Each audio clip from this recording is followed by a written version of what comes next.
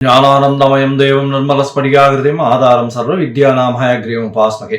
Next gen astro TV நேயர்களுக்கு astro KS ஐயங்காரின் பணிவான நமஸ்காரங்கள். 2026 புது வருட ஆங்கில புத்தாண்டு பலன்கள்.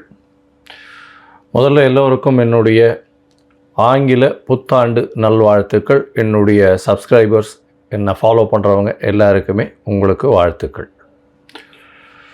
சரி, இந்த 2026 புது வருஷம், எதனால் நம்ம இதை புது வருஷம்னு சொல்கிறோம் அப்படின்னா, ஃபினான்ஷியல் நியூ இயர் அப்படின்னு சொல்லக்கூடியது, அதாவது உலகம் மட்டுமே கடைபிடிக்கக்கூடிய கேலண்டர் இயர்னு சொல்லக்கூடிய 2026 வருடம் ஜனவரி மாதம் 1ஆம் தேதி அதிகாலை 00 hours அப்படின்னு சொல்லக்கூடிய விஷயத்தை இந்த வருஷம் மார்கழி மாதம் 16ஆம் தேதி பிறகுறது. இந்த வருஷம் பார்த்தாலேயானால் நட்சத்திரம்னு பார்க்கும்போது ரோகிணி 1ஆம் பாதம், ரோகிணி நட்சத்திரத்தில் சந்திரன் உச்சம் பெற்ற நிலையில் பிறக்கக்கூடிய காலகட்டமாக அமைகிறது. இந்த வருஷத்தினுடைய பலன்கள் எப்படி இருக்கும் அப்படின்றது ஒரு ராசியாகவும் பார்க்கலாம், பொதுவான பலன்களையும் கொஞ்சம் பார்க்கலாம். முதல்ல இந்த வருஷத்தினுடைய கோல்சாரம் என்னென்ன மாற்றங்கள் வருது அப்படின்றத முதல்ல பார்ப்போம். இந்த வருஷத்தில் காலபுருஷ தத்துவத்தின் 2வது ராசியான ரிஷபத்தில் சந்திரன் உச்சம் பெற்றிருக்கார். மிதுனத்தில் குரு வக்ரம், சிம்மத்தில் கேது. அது தவிர பார்த்தாலேனால் உங்களுக்கு இந்த வருஷத்தில் சமசப்தமம் அப்படின்னு சொல்லக்கூடிய இடத்துல மாந்தி வருது. அதாவது இந்த வருஷம் பிறக்கும்போது 8ஆம் இடத்துல 4 கிரகங்கள், மாத கிரகங்கள்னு சொல்லக்கூடிய சூரியன், செவ்வாய், புதன் மற்றும் சுக்கிரன் இருக்கார். சனியும் ராகுவும் கும்பத்தில் இருக்கார். இந்த வருஷத்தில் பார்த்தீங்கன்னா வரக்கூடிய மாறுதல்கள் அப்படின்னு சொல்லப்போனால், எடுத்த உடனே 17/3/2026 அன்னைக்கு குரு வக்ர நிவர்த்தி ஆறுது. அதற்கு முன்னாடி பார்த்தோன்னா 6/3/2026 அன்னைக்கு சனி கும்பத்தை விட்டு மீனத்துக்கு போகிறார். அதனால் மேஷ ராசிக்காரர்களுக்கு 7.5 சனி ஆரம்பிக்கிறது. மகர ராசிக்காரர்களுக்கு 7.5 சனியிலிருந்து விடுதலை பெறுறது. இது ரெண்டும் ஒரு முக்கியமான விஷயம். அதே மாதிரி விருச்சிக ராசிக்காரர்களுக்கும் அர்த்தாஷ்டம சனி போகிறது. கடக ராசிக்காரர்களுக்கு அஷ்டம சனியும் போகிறது. இது மாற்றங்கள். அதே மாதிரி பார்த்தாலேனால் 17/3/2026 குருவினுடைய வக்ர நிவர்த்தி, குரு மிதுனத்தில் வக்ர நிவர்த்தி அடைகிறார் 17/3 அதற்கு பிறகு பார்த்தாலேனால் 26/5/2026 குரு மிதுனத்திலிருந்து கடகத்துக்கு போகிறார். கடகத்தில் அவர் உச்சம் பெற்று போயிருக்கார். இந்த வருஷம் பார்த்தாலேனால் பொதுவாகவே 12 மாதம் இருக்க வேண்டிய குரு 5ஆம் மாதத்துலேருந்து கிட்டத்தட்ட 10ஆம் மாதம் வரணும். அதாவது 5 மாதம் மட்டுமே அங்கே இருக்கார். அதாவது 20/10/2026 வரலும் தான் குரு கடகத்தில் இருக்கார். 20ஆம் தேதி அக்டோபர் மாதம் சிம்மத்துக்கு வந்துடுறார். கிட்டத்தட்ட ஒரு 5-6 மாதம்தான் அவர் அங்கே இருக்கார். இந்த மாதத்தில் வரக்கூடிய அடுத்த ஒரு பெரிய பயிற்சின்னு சொல்லக்கூடியது 13/11/2026 ராகு கேத்துவின் பயிற்சி. அதாவது ராகு கேத்து இரண்டுமே நிழல் கிரகங்கள். அதாவது அது சாயா கிரகங்கள் அப்படின்னு சொல்லக்கூடிய அவர்கள் நிழல் கிரகங்கள். தனித்துவம் என்பது அவர்களை பொறுத்தவரையிலும் கிடையாது. எந்த இடத்தில் இருக்கிறார்களோ அதை சார்ந்தே அந்த கிரகங்கள் நல்ல ஒரு ஏற்றத்தையும் இரக்கத்தையும் கொடுக்கக்கூடியது. இந்த வாட்டி பார்த்தாலேயானால் கும்பத்திலிருந்து மகரத்திற்கு ராகுவும், கேது சிம்மத்திலிருந்து கடகத்திற்கும் செல்கிறாங்க. அதாவது 13/11/2024 ஒரு 1.5 மாதம் முன்னாடி, இந்த வருஷத்தினுடைய கடைசி நாளில், கடைசி காலத்தில். சரி, இந்த மாதத்தில் என்னென்ன மாற்றங்கள் இருக்குது, இந்த வருஷத்தில் எப்படி இருக்கும், பொதுவாகவே என்னென்ன விஷயங்கள் நடக்க போகிறது அப்படின்றதையும் பார்க்கலாம். இந்த வருஷத்தில் பார்த்தாலேயானால் வருஷம் பிறக்கும்பொழுது கன்னியா லக்னத்தில் இருக்குது. 10ஆம் இடத்தில் அதாவது குரு இருக்கார், பரிவர்த்தனை யோகத்தில் இருக்கார். குருவும் புதனும் பரிவர்த்தனை யோகம், 4-10 பரிவர்த்தனை மிகப்பெரிய ஏற்றம். இந்த வருஷத்தில் பார்த்தோன்னா நம்மளுக்கு பொதுவான பலன்கள் அப்படின்னு பார்க்கும்பொழுது தொழில் அபரிமிதமாக இருக்கும். அதுவும் கணக்கு தொழில்கள், ஷேர் மார்க்கெட் 85 95 வரலும் 95,000 பாயிண்ட்ஸ் வரலும் போகக்கூடியது நிச்சயமாக உண்டு. போன வருஷம், அதாவது 2025 நான் சொல்லியிருந்தேன், டிசம்பர் மாதத்துக்குள்ளே 85,000 பாயிண்ட்டு தாண்டக்கூடிய வாய்ப்புகள் அதிகம் அப்படின்னு சொல்லியிருந்தேன். ஏன்னா புதன் ரொம்ப ஸ்ட்ராங்காக இருந்ததுனால இந்த வருஷம் ஒரு 10,000 பாயிண்ட் வரலும் நிச்சயமாக மாற்றங்கள் ஏற்படுத்தும். 95,000 பாயிண்ட்டிலிருந்து 1,00,000 பாயிண்ட் வரலும் சென்செக்ஸ் வரக்கூடிய வாய்ப்புகள் நிச்சயமாக உண்டு. ஷேர் மார்க்கெட்டினுடைய இது வந்து ரொம்ப இன்க்ரீஸ் ஆகக்கூடிய வாய்ப்பு உண்டு. கணிதம் சார்ந்த துறைகள் எல்லாமே பலப்படும். அதை தவிர வந்து அனலிட்டிக்கல் லேப்ஸ் எல்லாமே வந்து ரொம்ப அதிகமாக இருக்கும். அதை தவிர இந்த அக்கௌண்டிங் ஆப்ஸ் எல்லாம் வந்து நிறைய ஏறும். சார்ட்டர்ட் அக்கௌண்டன்ஸுக்கு டிமாண்ட்ஸ் ரொம்ப அதிகமாகும். அதிகமான சார்ட்டர்ட் அக்கௌண்டன்ஸ் அவைலபிளாக இருப்பாங்க. அது தவிர பார்த்தாலேயானால் பண வரவிற்கு பஞ்சம் இருக்காது. ஏன்னா கேந்திரத்தில் 4ஆம் இடத்துல வந்து திக்பலம் பெற்று சுக்கிரன் இருக்கிறது பெரிய விசேஷம். இதன் மூலியமாக ஆட்சியில் இருப்பதற்காக எடுத்துக்கொள்ளணும். அதனால் வந்து பண வரவிற்கு பஞ்சம் இருக்காது. எடுத்த காரியங்கள் எல்லாமே நிறைவேறும். இந்த வாட்டி பணப்புழக்கம் கொஞ்சம் அதிகமாகவே இருக்கக்கூடிய காலகட்டம். சுக்கிரனும் 4ஆம் இடத்துல இருந்து திக்பலம் பெறதுனாலையும், அதாவது இந்த கன்னியா லக்னத்துக்கு 4ஆம் இடத்துல இருக்கிறதுனால திக்பலம் பெற்று போகிறதுனாலையும், சந்திரனும் உச்சம் பெற்று போகிறதுனாலையும் பெண்களுடைய டாமினன்ஸ் இந்த வருஷம் ரொம்ப அதிகமாகவே இருக்கும். எந்த ஒரு விஷயத்திலையும் பெண்களுடைய ஆளுமை அதிகமாக இருக்கக்கூடிய வருஷமாக இந்த வருஷம் அமையும். கலைத்துறை, அதை தவிர வந்து பார்த்தோம்னா அழகு துறைகள், ஆடை விளம்பரம், அலங்காரம், இந்த மாதிரியான துறைகள் மிகவும் மேன்மை பெறக்கூடிய வாய்ப்புகள் நிச்சயமாக உண்டு. தண்ணீர் சம்பந்தப்பட்ட, பால் பதனிடுதல் சம்பந்தப்பட்ட துறைகள் மிகவும் ஏற்றத்தை கொடுக்கக்கூடிய வாய்ப்புகள் உண்டு. அரசாங்கத்திற்கு பார்த்தடையானால் இந்த விமானப்படை மூலியமாக, விமானம் பொருட்கள் மூலியமாக நிறைய ஏற்றம் வரும். இராணுவ தளவாடங்கள் விற்கிறதுல விமானம் சம்பந்தப்பட்ட விஷயங்களில் பெரிய ஏற்றம் வரக்கூடிய வாய்ப்புகள். ஏன்னா ராகு ரொம்ப ஸ்ட்ராங்காக இருக்கக்கூடிய காலகட்டமாக அமைய போகிறது. இந்த வருஷத்தில் பார்த்தடையானால் குருவும் உச்சம் பெற்று போகிறதுனால தங்கம் ஸ்திரமாகக்கூடிய வாய்ப்பு உண்டு. தங்கம் விலை பார்த்தோம்னா ஸ்திரமாக இருக்கக்கூடிய வாய்ப்புகள் நிச்சயமாக இருக்கும். ஸ்திரம் அப்படின்னா 12,000 to 15,000 ரேஞ்சிலேயே தான் இருக்கும். ரொம்பவும் இறங்கிறதுக்கு வாய்ப்புகள் நிச்சயமாக கிடையாது. மேக்ஸிமம் போச்சுன்னா 14 ரூபா 15,000 ரூபா வரலும் 1 கிராம் போகிறதுக்கு வாய்ப்புகள் உண்டு. அதற்கு மேலே போகக்கூடிய வாய்ப்புகள் நிச்சயமாக இல்லை. ஆனால் வெள்ளியின் விலை நிச்சயமாக உச்சத்தை தொடும், அதிகமான இதுவாக வரும்.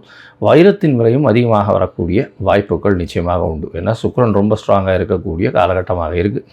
அதனால் நிச்சயமாக உங்களுக்கு வெள்ளியும் வைரமும் விலை ஏற்றம் அதிகமாக இருக்கக்கூடிய வாய்ப்புகள் மிகவும் அதிகம்.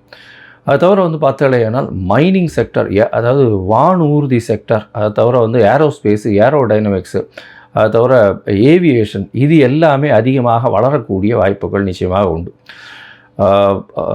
நெருப்பு சம்பந்தமான பிரச்சனைகள் வரக்கூடிய வாய்ப்புகள் உண்டு. 1-2 நெருப்பு இன்சிடென்ட்ஸ் நடக்கும். மோஸ்ட்லி இந்த வருஷத்தில் ஒரு பெரிய விபத்தை சந்திக்க வேண்டிய காலகட்டமாக நிச்சயமாக வரும். அது தவிர பார்த்தாலேயானால் இந்த வருஷத்தில் என்ன சொல்கிறது, அதாவது இது கீழ்த்தட்டு மக்கள் மூலியமாக சற்று புரட்சிகரமான பிரச்சனைகள் வரக்கூடிய வாய்ப்புகள் உண்டு. அதாவது என்ன சொல்கிறது, ஒரு எதிர்ப்பு குரல்கள் அரசாங்கத்தை நோக்கி அதிகமாக இருக்கக்கூடிய காலகட்டமாக அமையப்போகிறது. ஆனால் மொத்தத்தில் பார்க்கும் பொழுது தண்ணீர் பற்றாக்குறை இருக்காது. அதிகமான மழை பெருக்கம் இருக்கக்கூடிய வாய்ப்புகள் அதிக மழை வர்றதுனால வெள்ளங்கள் அதிகமாக இருக்கும். வெள்ளத்தின் மூலியமாக பயிர்கள் வேஸ்டாக போகக்கூடிய வாய்ப்பு. ஒரு பக்கத்தில் மழை அதிகமாக கொட்டி பயிர்கள் வேஸ்ட் ஆகக்கூடிய வாய்ப்புகள், அதாவது உணவு தானியங்கள் வேஸ்ட் ஆகக்கூடிய வாய்ப்புகள் உண்டு. இந்தியாவினுடைய ஏற்றுமதி இறக்குமதி சற்று பாதிக்கக்கூடிய வாய்ப்புகள் நிச்சயமாக இருக்கும். இந்த வருஷம் பார்த்தாலேயானால் ஏற்றமான காலம், இந்திய மக்கள் அனைவருக்குமே நல்ல ஒரு ஏற்றமான காலமாக அமையப்போகிறது. நல்ல ஒரு பண வரவும் இருக்கும், பணம் பரிவர்த்தனையும் அதிகமாக இருக்கும், பண ரொட்டேஷன்ஸ் அதிகமாக இருக்கும், கையில் பணப்புழக்கமும் அதிகமாக இருக்கக்கூடிய காலகட்டமாக அமையப்போகிறது. சரி, இப்போது மேஷம் முதல் ஒரு ராசியாக வந்து இந்த வருஷம் எப்படி இருக்குது அப்படின்றத பார்க்கலாம். 2026 இந்த மாறுதல்களை வைத்து பார்ப்போம். அதுக்கு முன்னாடி என்னுடைய மொபைல் நம்பர் கீழே ஸ்க்ராலிங்கில் போயின்னு இருக்கும். உங்களுக்கு அஸ்ட்ராலாஜிக்கல் கன்சல்ட் தேவைப்படுமேயாயின் நீங்கள் எனக்கு ஃபோன் பண்ணுங்க. உங்களுக்கு அப்பாயின்மெண்ட்டு தரேன். உங்களுடைய date, time, place of birth, உங்களுடைய பெயர், உங்களுடைய தாய் தகப்பனார் பெயர், இதை அனுப்புங்க. என்னுடைய கட்டணம் என்னன்னு சொல்கிறேன். அந்த கட்டணத்தை வந்து போட்டுட்டு யூடிஆர் நம்பர் ஷேர் பண்ணுங்க.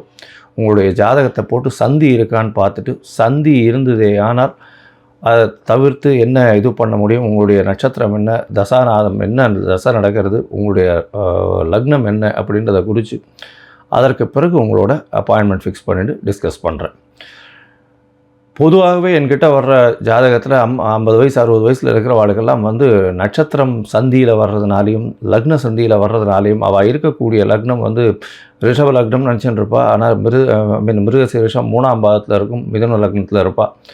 ஸோ அந்த மாதிரி மாறுதல்கள் நிறைய இருக்குது. அதனால் முதல்ல லக்ன சந்தி நட்சத்திர சந்தி எல்லாம் குறித்து அதற்கு பிறகு உங்களுடைய ராசிக்கு உங்களுடைய லக்னத்திற்கு ஏற்ப தசை நடக்கிறதா, இப்போ நடக்கிற கோச்சாரம் எப்படி நடக்கிறதுன்றதை பார்த்து அதற்கு பிறகு பலன் சொல்கிறேன். சரி, இப்பொழுது மேஷம் முதல் மீனம் வரை 2026 புத்தாண்டு பலன்கள் ஒன்றொன்றாக பார்க்கலாம். தனுசு, மூலம், பூராடம், உத்திராடம் இந்த 3 நட்சத்திரம் 9 பாதங்களை கொண்ட ராசி. ராசியின் அதிபதினு சொல்லக்கூடியவர் குரு பகவான். ராசிக்கு 7ஆம் இடத்துல வக்ரகதியில் இருக்கார். இந்த வருஷம் பரிவர்த்தனை யோகத்தில், அதனால் ஆட்சி பெற்று போகிறார். ஏன்னா புதன் உங்கள் ராசியில் இருக்கார். 4 கிரகங்கள் இருக்குது. சூரியன், செவ்வாய், புதன் மற்றும் சுக்கிரன் 4 கிரகங்கள், மாத கிரகங்களும் இந்த வருஷம் ஆரம்பிக்கும் போது உங்களுடைய ராசியிலேயே இருக்குது. அதனால் 4 கிரகங்கள் இருக்குது. 7ஆம் இடத்துல குரு இருக்கார். பரிவர்த்தனை யோகம் அமையிறது. உடல் நலத்தில் நல்ல ஒரு ஏற்றம் இருக்கக்கூடிய காலகட்டம். உங்களுடைய ராசிக்கு பார்த்தீங்கன்னா இந்த வருஷம், அதாவது 1/1/2026 31/12/2026 வரலும் உண்டான காலகட்டத்தில் சனி பகவான் 3ஆம் மாதம் அவர் 4ஆம் இடத்துக்கு போகிறார். அர்த்த அஷ்டம சனி. 8ஆம் இடத்து 8இல் பாதி, அர்த்த அஷ்டமம்னு சொல்லக்கூடிய 8இல் பாதி 4ஆம் இடத்துல சனி வருது. உங்களுடைய சுகங்கள் கெடும், அலைச்சல் கொஞ்சம் அதிகமாகும். தாயின் உடல் நிலையில் சற்று பின்னடைவு ஏற்படக்கூடிய வாய்ப்புகள் நிச்சயமாக உண்டு. சுகங்கள் கெடும் அப்படின்னா என்ன அர்த்தம்னா, வேலையில் மிகவும் பளு அதிகரிக்கக்கூடிய வாய்ப்புகள் உண்டு. ஸ்ட்ரெஸ் லோடு கொஞ்சம் அதிகமாக இருக்கக்கூடிய வாய்ப்புகள் உண்டு. வேலை பளு இருக்கக்கூடிய வாய்ப்பும், அதன் மூலியமாக பொருளாதாரம் அதிகமாக வரக்கூடிய வாய்ப்பு நிச்சயமாக இருக்கும். புதிய முயற்சிகள் எல்லாமே கைகூடக்கூடிய வாய்ப்பு. ஏன்னா இந்த வருஷ கடைசி வரலும் 11ஆம் மாதம் வரலும் ராகு பகவான் உங்களுடைய ராசிக்கு 3ஆம் இடத்துல இருக்கார். அதனால் அபரிமிதமான முயற்சி, யாராலையுமே செய்ய முடியாத அளவுக்கு பெரிய முயற்சிகள்லாம் கைகூடக்கூடிய காலகட்டமாகவே.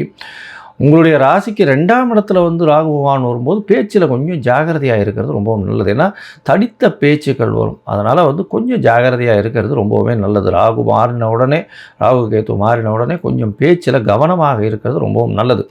இருந்தாலும் உங்களுடைய ராசிக்கு பார்த்தலையானால் குரு பகவானின் பார்வை அந்த நேரத்தில் வந்துடுறது. உடல் நலம் சற்று சீராகக்கூடிய வாய்ப்புகள் உண்டு. இந்த வருஷம் பார்த்தீங்கன்னா உங்களுடைய ராசிக்கு 8ஆம் இடத்துல 7ஆம் இடத்துல இருக்கக்கூடிய குரு 8ஆம் இடத்துல போய் ஒரு 5 மாதம் இருக்கார். அந்த இடத்துல உச்சம் பெற்று இருக்கிறதுனால உங்களுக்கு பெரிய பிரச்சனைகள் வரக்கூடிய வாய்ப்பு இல்லை. தனஸ்தானத்தையும் பார்க்குறார். தனக்காரகன் உங்களுடைய ராசிநாதன்.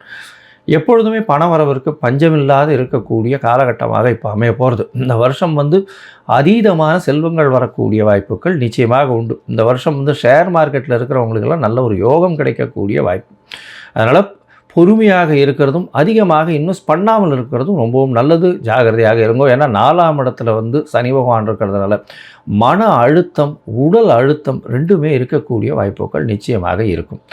உங்களுடைய ராசிக்கு பார்த்தாலேனால் 9ஆம் இடத்துலையும் குரு போகிறார். குரு 9ஆம் இடத்துல போகிறதுனால வெளிநாடு போய் படிக்கக்கூடிய யோகம் வரக்கூடிய வாய்ப்பு உண்டு. தந்தையின் சொத்துக்கள் வரக்கூடிய வாய்ப்புகள் உண்டு. எப்போது இந்த வருஷத்தினுடைய கடைசி 10ஆம் மாதத்துக்கு அப்புறம் 8ஆம் இடத்துல கேது பகவான் போய் மறைந்து இருக்கக்கூடிய காலகட்டம் பெரிய ஏற்றத்தை கொடுக்கும். ஏன்னா 8ஆம் இடத்துல போய் கேது பகவான் இருக்கார் அப்படின்னா அந்த மறைவு ஸ்தானத்தில் மறைந்த கிரகங்கள் இருக்கிறது ரொம்பவுமே நல்லது. அதன் மூலியமாக திடீர் ராஜயோகங்கள் வரக்கூடிய வாய்ப்புகள் இருக்கும். இருந்தாலும் வரக்கூடிய யோகங்களை பிடிச்சி வைக்கிறது ரொம்ப கஷ்டம். தடால்னு அதுவே போகிறதுக்கும் வாய்ப்புகள் உண்டு. அதால் வர விஷயங்கள் நேர்மையாக வந்ததுன்னா ரொம்பவுமே நல்லது. முடிந்தவரையிலும் நேர்மையை கடைபிடித்து சம்பாதிப்பது மிகவும் நல்லது. 2ஆம் இடத்துல ராகு பகவான் வரும்பொழுது உங்களுடைய பேச்சின் மூலியமாக சற்று தடித்த பேச்சுக்கள் வரும். அதனால் பொறுமையாக இருக்கிறது ரொம்பவுமே நல்லது. சரி, மொத்தத்தில் பார்க்கும்போது இந்த தனுசு ராசிக்காரர்களுக்கு மார்ச் மாதத்தில் சனி பகவான் 4ஆம் இடத்தில் போனதுனால அர்த்தாஷ்டம சனி வருது. அலைச்சல் கொஞ்சம் அதிகமாகும். இவ்வளவு நாளாக நம்மளால் ஒன்றும் பண்ண முடியலையே, நம்மளால் ஒரு சாதிக்க முடியலையேன்ற ஒரு வேகம் அதிகமாகும். உடல் நலத்தில் சற்று பின்னடைவு இருக்கும். ஏன்னா சனியின் பார்வை உங்களுடைய ராசியில் விழுது. அது தவிர பார்த்தாலேனால் குரு பகவானும் உங்களுடைய ராசிக்கு 8ஆம் இடத்துல மறைஞ்சிருந்து உங்களுடைய ராசின்னு பார்க்க மாட்டார். ஒரு 5-6 மாதத்துக்கு. இந்த காலகட்டத்தில் மே மாதத்துலேருந்து கிட்டத்தட்ட அக்டோபர் மாதம் வரணும் உங்களுடைய உடல்நிலையில் ரொம்ப கவனமாக இருங்கோ. பணம் நிச்சயமாக வந்துடும். அலைச்சல் ரொம்ப அதிகமாக இருக்கக்கூடிய காலகட்டம். மன அழுத்தம் அதிகமாக இருக்கும். கீழ்ப்படிந்தோர் சொல்வதை கேட்க மாட்டார்கள். ரொம்ப ஜாகிரதையாக இருக்கணும். இருந்தாலும் உங்களுடைய வேலையும் ஆக்கிக்கொள்ள வேண்டிய கட்டாயத்தில் இருப்பீங்க. இந்த காலகட்டத்தில் உங்களால் முடிஞ்சது வியாழக்கிழமை குரு பகவானுக்கு அர்ச்சனை பண்ணிட்டே வாங்க. குழந்தைகளுடைய படிப்பில் சற்று பின்னடைவு இருக்கும். ஏன்னா அர்த்தாஷ்டம சனி, மறதி கொஞ்சம் அதிகமாக இருக்கக்கூடிய வாய்ப்பு. வெளிநாடு போய் படிக்கணும் அப்படின்னு நினைக்கிறவாளுக்கெல்லாம் அக்டோபருக்கு மேலே, அக்டோபர் 2026க்கு மேலே வெளிநாட்டு பயணம் இருக்கக்கூடிய வாய்ப்புகள் நிச்சயமாக உண்டு. வெளிநாடு போய் படிக்கக்கூடிய பாக்கியம் உண்டு. வேலையில் ஏற்றம், வேலையில் மாற்றங்கள் இருக்கக்கூடிய வாய்ப்புகள் உண்டு. ஒவ்வொரு வியாழக்கிழமையும் அருகில் இருக்கக்கூடிய தட்சிணாமூர்த்தியை வழிபடுவதும், இல்லைன்னா குரு பகவானை வழிபடுவதும், இல்லை உங்களுடைய மடாதிபதிகள், பீடாதிபதிகள் அந்த மாதிரியான இவர்களை போய் வழிபடுறது ரொம்பவும் சால சிறந்தது இந்த தனுசு ராசிக்காரர்களுக்கு.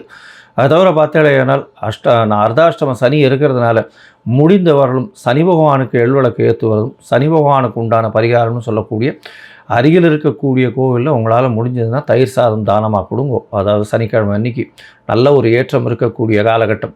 நீங்கள் ஒரு தடவையாவது நாமக்கல் ஆஞ்சநேயரை போய் சேவிச்சுட்டு வாங்க. இந்த வருஷத்தில் உங்களுக்கு எல்லா விதமான மாறுதல்களும் ஏற்றங்களும் இந்த வருஷத்தில் வரக்கூடிய வாய்ப்புகள் நிச்சயம் உண்டு.